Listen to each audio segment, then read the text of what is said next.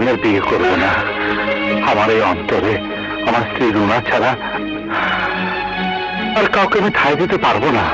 আর তাই রুনার স্মৃতি হিসাবে আমার সন্তান আমার জীবনে জড়িয়ে আছে।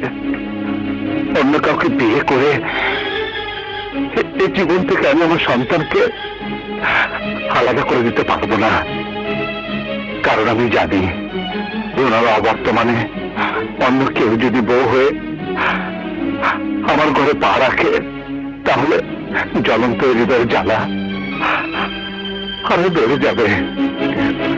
চলো, দ্বিতীয় স্ত্রীর কোল জুড়ে যখন নতুন সন্তান আসবে তখন আমার ওনার আদরের ধন পর হয়ে যাবে।